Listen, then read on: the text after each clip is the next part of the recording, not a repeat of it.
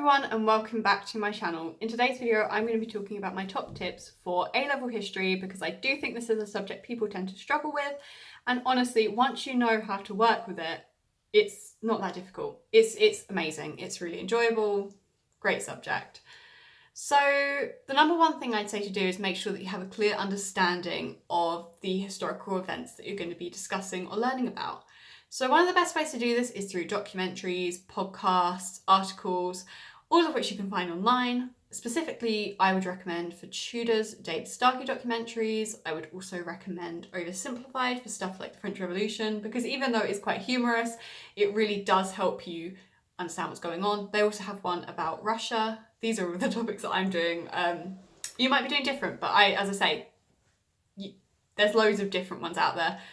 And you can also find some playlists made by other YouTubers, which can really help. So there's actually one on AQA, Russia and Alexander, which has really helped me over lockdown, because personally, obviously we're out of lockdown now, might have to go back into it, schools might close, no. Yeah, but personally I don't really learn from PowerPoints, so I really found that helpful.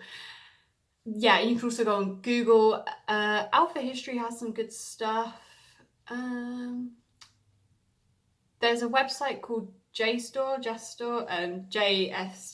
If you make an account, you get free articles. These are more academic writings, which are really good for finding for coursework, but they also can develop your understanding if you're willing to persevere with them.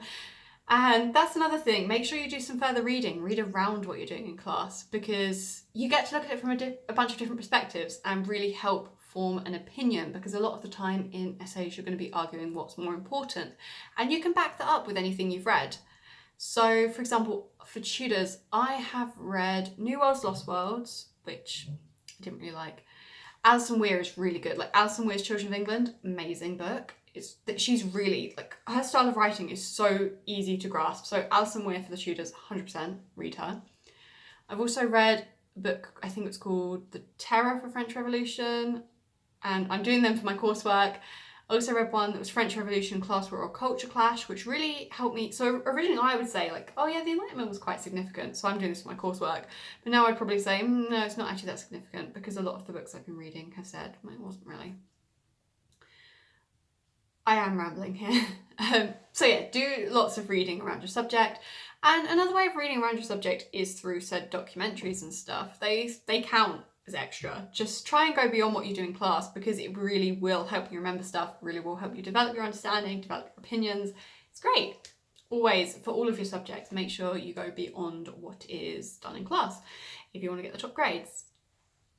Also, make sure you understand the mark schemes and the layout of the questions. So, for example, sorry, my hair is being done.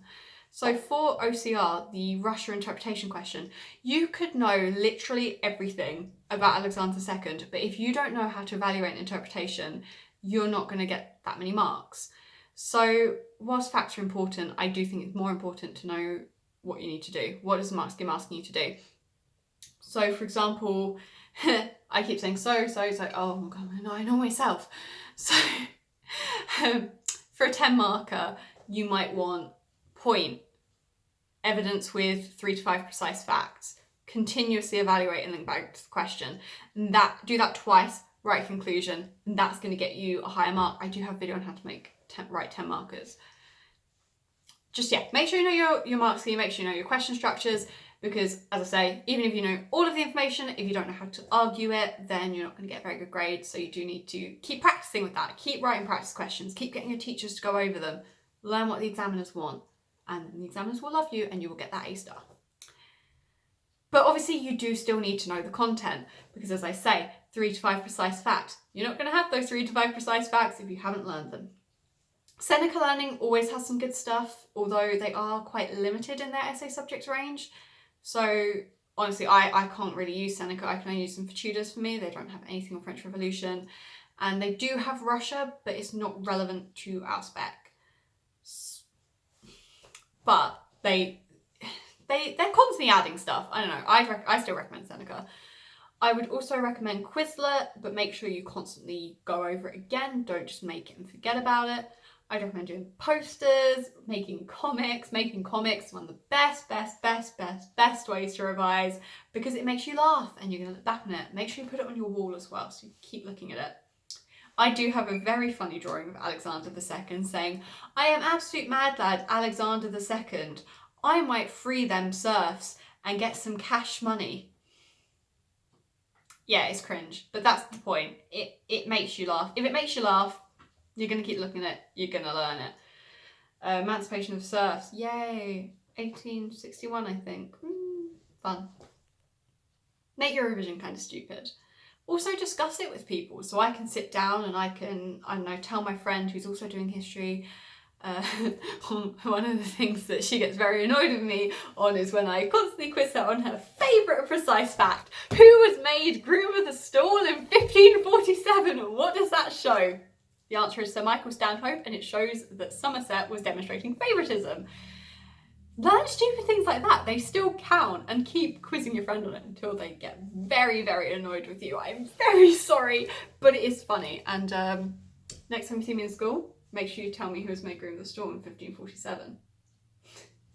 It's great. Very fun. Make a play. Something my history teacher is, both my history teachers actually, but this one specifically is absolutely amazing at helping us revise content, and some of the ways that he goes about it, which I'll tell you now, which you can also do at home.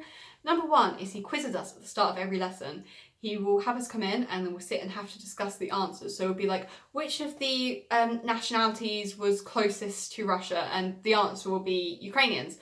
But he will then pick on us and we have to answer the quiz. And he does every single lesson based on what we've been doing. So again, keep quizzing yourself.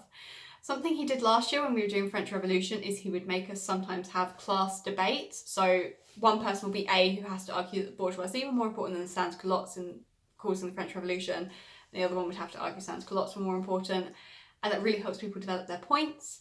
He also made us act out Louis XVI's execution, giving our reasons. So someone would be like, Louis XVI, you are under trial for this. But it was funny because people were just not taking it seriously, so it became into more of a comedy, but we still learned from it. He also sets us a lot of practice essays, so practice essays are really good.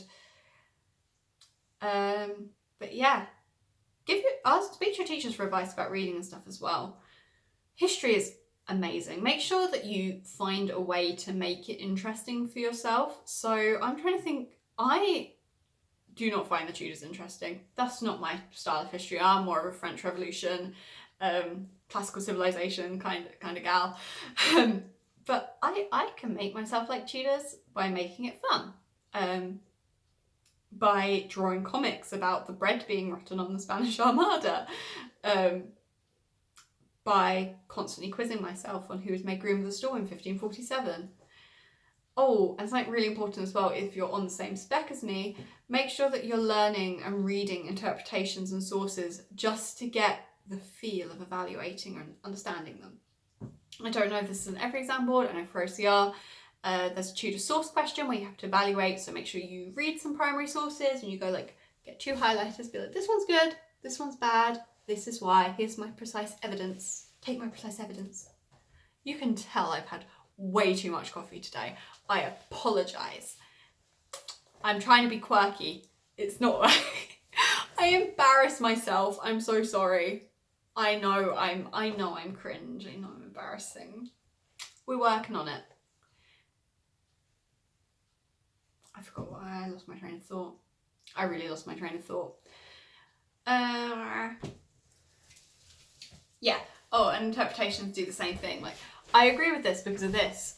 And there's another thing, for the interpretations questions, make sure you're evaluating. And the way you can do this is this understates, this overstates, exaggerates, blah, blah, blah, blah, blah, blah, blah. Don't just be like, this is right or wrong, because an interpretation is always right. Not right as in you agree with it, but it's always going to be accurate with its facts. It is a historian writing it. You can't just sit there and be like, oh, this historian is wrong, because they're not going to be wrong. They've done their research, but you can be like, maybe they haven't considered this as much. Don't mention about things they've missed out either, because it's always going to be an extract. I am just stealing all of this advice from my history teacher. such a legend. Both of my history teachers, such legends. Love them. Camera's not focusing. Yeah, and really you do just have to keep sticking with it. And the important thing to note is you're not just going to be automatically amazing at history. It is a difficult subject. You are at A level, but if you stick with it, you're going to do amazing. You're going to get that A star. And if I missed anything, I will be happy to make part 2. If you enjoyed this video, please make sure to leave a like, subscribe, and comment what you want to see next. And I'll see you next week. Goodbye.